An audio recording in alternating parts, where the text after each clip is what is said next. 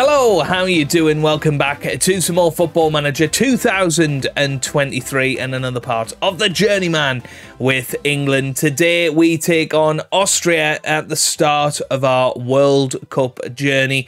We're also going to take on Israel as well. And fingers crossed we can get another 100% record in qualifying.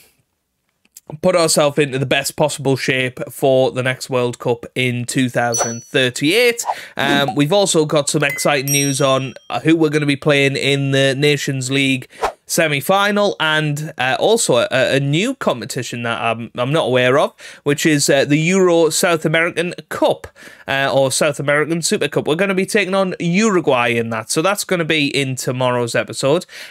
We've got the Nations League semi-final against Italy coming up as well, so it's going to be an exciting few episodes coming up. These are probably the only World Cup qualifiers we're going to show, unless it gets towards squeaky bum time at the end of November, when the group stage ends. We're in a group of 5 again, so it's only 8 matches, and I think we should comfortably win it. So yeah, the end of the Journeyman could be fairly soon if we get to the World Cup and then go on and win it. It could be within the next week or so, really. But it is all exciting times. I'm looking forward to it, and fingers crossed you guys are too. So leave a like if you're enjoying. But one thing that we haven't done so far in the England part of the Journeyman is buy our new house. So almost 2 years into our job as England manager, we're finally going to move back to England, away from our Madrid home, and get the biggest house we can. So here we are then, properties outside of London. We've got around about £30 million to spend, so we'll scroll down way past these guys here, but we might actually have to put a max price on this. We'll put 20 million as the max price, and we'll have a little look at what is in there. So we've got Eaton Place, which is £20 million. I mean, these don't look fantastic. This looks more like it. This looks more like it. It's a detached 10-bedroom house. Look at the land here. Oh, yes. We like a good staircase in there. Oh, the purple lights. I mean, that adds a couple of million on, that. Just windows everywhere. I mean, this is looking like our Madrid property at the moment. Wow, well, here we go. We have got a video, so we will have a look at that in a minute. I mean, those railings, good for pushing somebody over, I think. Oh, yes. Oh, we like the marble bathroom. And look at that. I mean, not even frosted windows. That is how confident we are that nobody is going to be around us. But maybe we want people to watch us in this weird-looking bath. Potentially. Walk-in wardrobe, for all of the clothes that I own. I mean, I am a fashion icon. Another bathroom. No frosted glass there either, which is a little bit weird. Hey, we've got a David Beckham's football shirt already in there. So we're ready. We're ready to move in. Take me money. I mean, the only thing that could get better with this property is a fantastic video. Look at that. There's the swimming pool, cinema room. Oh, my goodness me. Oh, and an outdoor swimming pool as well. But look at that. You can definitely see in from here. If we've got any peeping toms. Oh, yes. We very much like it. Right. Let's have a look at the video. I've just got to get me headphones all sorted, ready for the action. £20 million English mansion with 26 acres. Here we go. Hi guys, I'm Damien Merry from Luxury Property Partners, and today it's my absolute privilege to present to you one of the most exciting opportunities yet. Behind me is over 15,000 square foot of living accommodation, over 25 acres inside the M25, would you believe? We're here in Radlett, which is one of the most expensive postcodes outside of London. Got a quarter of a mile drive, lakes, indoor pool, outdoor pool, and the beautiful thing about this property, it's 90% complete. So many of the houses that I show you are done to the seller standards. In this instance, the seller is willing to pay for all of the upgrades for the new buyer, whether that be flooring, fireplaces, the interior of the lift that accesses the 4,500 square foot basement. It's incredible as it is. Let me show you some of the property. Let's check it out. All right. I mean, this seems to be a new build, to be fair. Right, we don't need the dramatic music, do we? Let's see him talk about the bathroom. That's kind of what I want. Principal suite. Oh, it's our tennis court.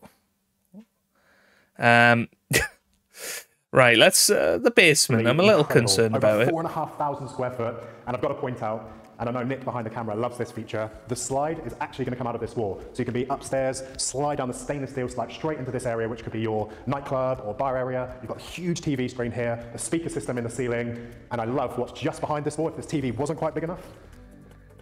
So we have our very own movie room. So this is just temporary at the moment. There's actually going to be tiered seating in here, which is incredible. So you've got AC, a big projector screen, beautiful LED lights, and look at that screen. Everything is controlled by the iPads. So you've got Control 4, you've got Lutron lighting. This room is going to be incredible, but the basement, it doesn't end there. So this basement is still truly customizable. If you want a stone, wood, or carpeted finish, you can choose whichever color and finish you like. And also what I love, just to my right here through these doors, you've got a fully equipped kitchen, fridge, freezer, so you don't need to constantly go up and down the stairs. Everything is here. But check out this pool.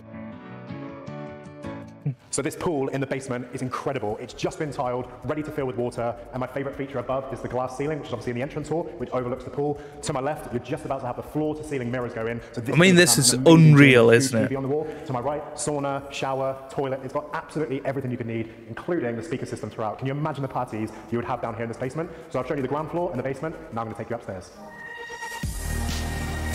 To be fair, right? If all of my subscribers gave me £1,000, I could buy this property in real life. Think about that one.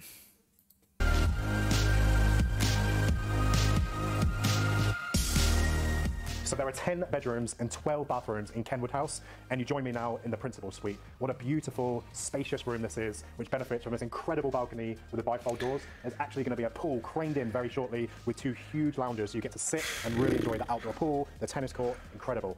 Next to the doors, there's a small changing area, dressing room, and to my right, there's a huge walk-in closet, and this ensuite. Is it going to talk about the fact there's no frosted windows? And a shower. That has to be one of the biggest shower heads I've seen in any home. Floor-to-ceiling marble tiles. What an incredible ensuite this truly is. Well, I mean, he's sold it to me with this comment here. What an incredible ensuite this truly is. Where was the comment? Floor-to-ceiling marble tiles. It was here. Beautiful, freestanding, elevated bath and a shower. This one here. One of the biggest shower heads I've seen in any home. Floor-to-ceiling marble tiles. What an incredible ensuite this truly is. Right, okay. I think we're sold on it. Let's be fair. We are moving to, what's it called? Radlett in Hertfordshire. Now, this was added in January. Nobody's bought it yet, funnily enough. But there you go. Let's call Damien. Let's get him called. And, well, I don't think he was expecting to have the European Championship winning England manager in one of his properties, was he? So anyway, back to the more serious matters at hand then. Yeah, as you can see, we've got Austria, Israel, Luxembourg, Albania, and ourselves in our group in the World Cup. Looking forward to that. We've not actually played any matches since the last time you saw me. But Phil Foden has been dropped from the squad. He's just not playing enough now. And yeah, we have brought in a couple of other players, new look players. Omar Smith is one of them, 23-year-old defensive midfielder, hoping that he will eventually become a Jude Bellingham replacement. He has been playing for Newcastle United this season. Steve Bamford comes in as well, 27-year-old right back, has been playing for Chelsea. Decent standard from him, and he is a 2.5-star player, so definitely a good utility player to have in the squad. Don't think anybody else in there is new. So yeah, let's get straight into the team for today against Austria. We've got Eric Howes starting goal with Livramento, Woodward, Warburton and Cutbush in defence. Bellingham holds the midfield with Granger and Wood in the middle of the park. Harvey Elliott and Bukayo Saka will start behind. Brett Betts up top. So here we go. The start of our World Cup journey is right here, and we have a great chance, to be honest with you, to go and make a real statement in this World Cup, and we should really be winning every single match, and that's what I want to start off with, that attitude of going out there and scoring as many goals as possible. Look how defensive that team is, though. They've got essentially a back seven. But yeah, Austria are going to be our biggest threat within this group stage. I think Israel away could be a tricky one. Luxembourg, of course, should be a match that we win very, very comfortably. Albania, it could be a tricky one away from home. So, there are some challenges within this group, but we're not necessarily that worried about it. But it could happen. If we go off to a poor start in this group, we could struggle to get through. Here's Harvey Elliott now with a chance, but straight away behind for a corner, and another chance from a set piece to do something good here. Here's Harvey Elliott now. He whips it in. Header from Woodward. It's a chance, and the captain puts us ahead in our first match of the 2038 World Cup. And that is exactly what you want to see. It was a good crossover from Harvey Elliott. A header from Warburton, I think, initially. No, it was Woodward the whole time. Great header. Good save from the goalkeeper, but straight back to Woodward. And he puts it into the back of the net and makes it 1-0 to the European champions. And that is exactly what we want to see. And fingers crossed we can keep that going. Here's Harvey Elliott again, goes towards the near post this time, and Woodward with a header over the bar. But what a job he's doing as captain, by the way. Of course, Jude Bellingham resigned after winning the Euros in 2036, and I think, we thought that's going to be very big shoes to fill, but Woodward has done a great job. Here's Harvey Elliott now with a great chance. Gets it back to Ben Wood, who runs forward. World-class midfielder now, Ben Wood. Gets it in to Jude Bellingham. It's Harvey Elliott. And now Saka had a chance there, and it's cleared away. That really was a good chance for us to make it 2-0. And, to be fair, it's not been the best England performance you've ever seen in that first half. We've not blown them away, and they've got a chance to get something out of this game in the second half. But we will switch things up a little bit if we feel like we need to. And sort of coming up to the 60-minute mark, and well, Austria are coming forward. Woodward gets it to Warburton now. Here's Warburton, gets it to Saka. Saka still pushing forward. Excellent run from him. Here's Granger. Granger forward to Harvey Elliott now. Harvey Elliott gets it back. And he gets it back again. Oh, he hits the post. That was close. That was very, very close. And here's Pierre pushing forward. But Woodward cuts it out. And it looked like he was about to lose it, but apparently not. Harvey Elliott is going to come off. We're going to give Omar Smith a chance to make his debut. Brett Betts is going to come off. We're going to put Bloxham up top for him. And Matthew Granger is going to come off, and we'll put Lucas Smith in the middle of the park. So 3 changes. Here's Bellingham now pushing forward, and this is what he can do. Here's Betts forward to Elliott now. Elliott loses it, and actually it was offside by the looks of it for Brett Betts. Okay.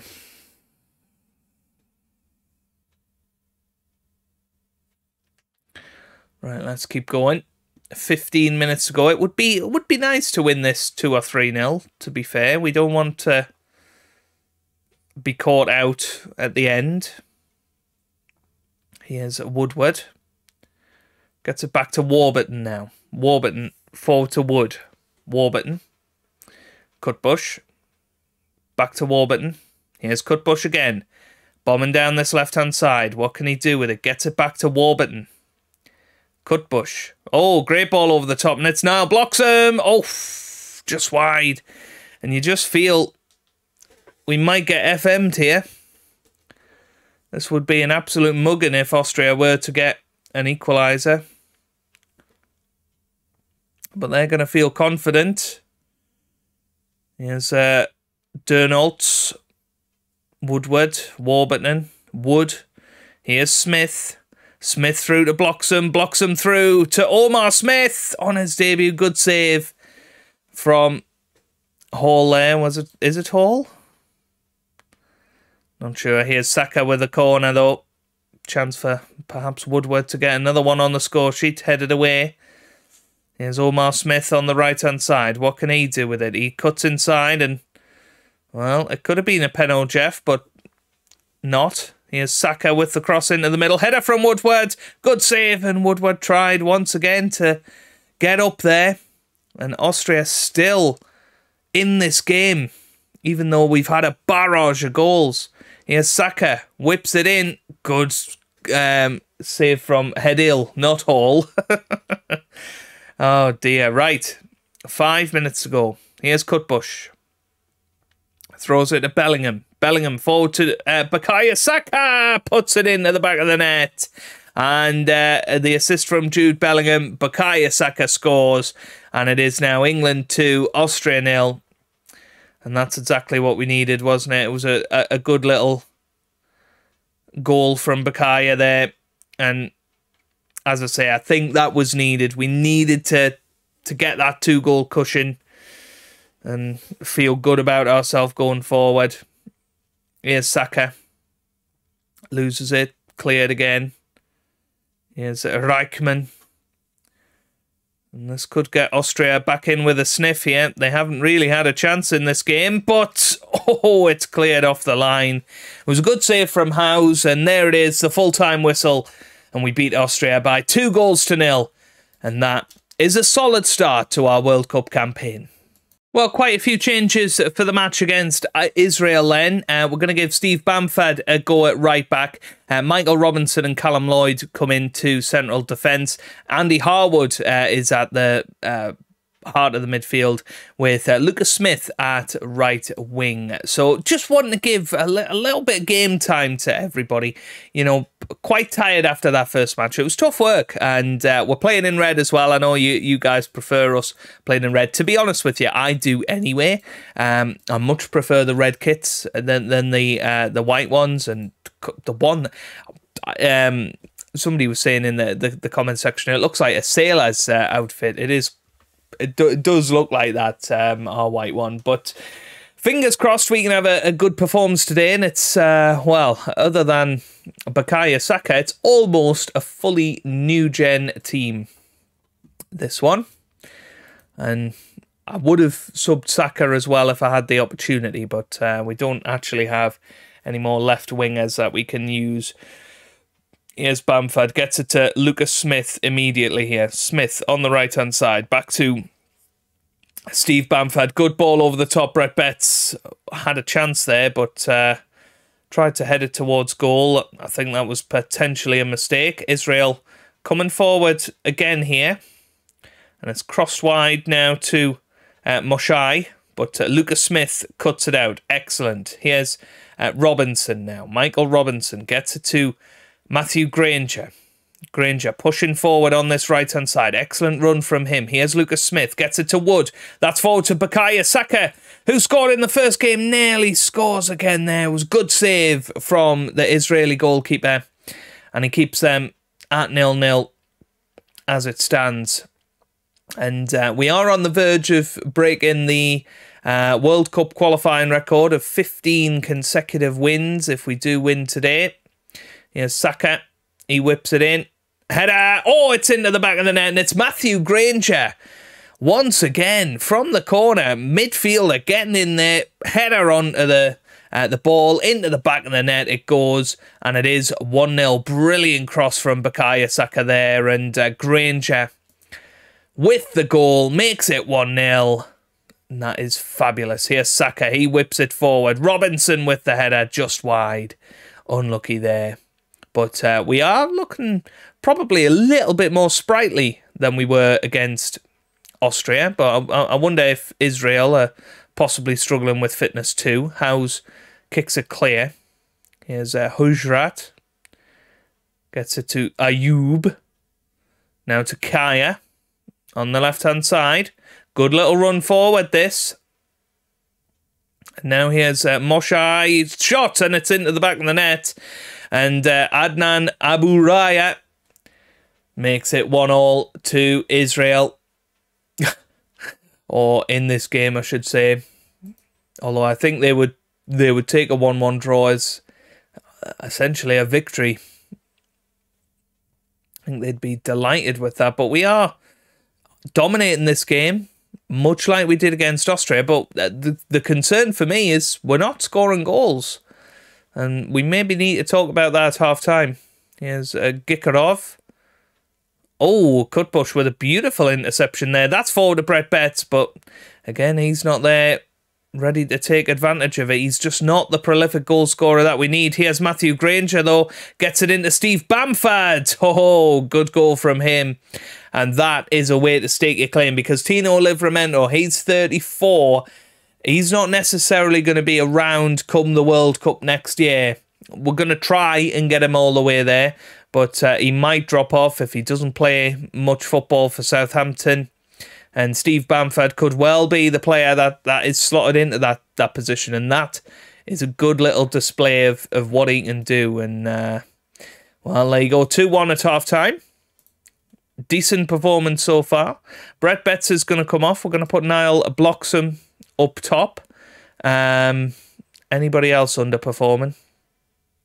I mean, Cutbush isn't playing brilliant, but we kind of don't have anyone else other than Livramento that can play there. I suppose Warburton can. Let's give Warburton a chance on that left-hand side, which might allow us to bring Callum Lloyd into the team. If Warburton can be playing on the left a little bit more. Callum Lloyd, you know, is a top centre-back for Manchester City, but we're struggling to get him in there because of Warburton and Woodward. Here's Robinson. Good ball forward towards Bloxham, I think that was. Here's Warburton on the left-hand side. Whips it in. Saka's there, but doesn't happen. Here's Bamford. Gets it to Granger now with the shot. And that just fizzes wide of the post. Unlucky there. But 30 minutes to go in this match then. Are they going to be able to come back at us? Here's Gilkarov. Boots it forward. Header from Lloyd, I think that was. Here's Nazar. Still going. Here come Israel. And, I mean, they're still in this match, just like Austria were. Lloyd. Here's Abu Raya. Oh, it's a good ball forward to Edry. Oh, but good block there from Michael Robinson. Very, very dependable player is Michael. Smith is going to come off. We might put on Jeremy Myers. It's going to be Bloxham with a free kick here. Don't know how good he is at free kicks. Ooh, pretty good apparently. Good save by the goalkeeper. It's going to be Jeremy Myers that comes on for Lucas Smith. Here comes Bukayo Saka, but no luck there. Yeah, we did. We put Warburton on, didn't we? Right. Albania 1-0 up at Luxembourg. And there it is, full time, 6 out of 6 so far. Wasn't the best performance, but we got 2 victories, and that's kind of what we're looking for. And hopefully we can get 6 out of 6 going forward. We have broken the record as well, which is fabulous to see. And yeah, tomorrow we will be back with the European South America Cup against Uruguay. That's going to be awesome. Hopefully you enjoyed that. If you have, give it a big thumbs up down below. Subscribe for plenty more Football Manager videos. And I hope you guys are having a wonderful day. Thanks for watching, and goodbye.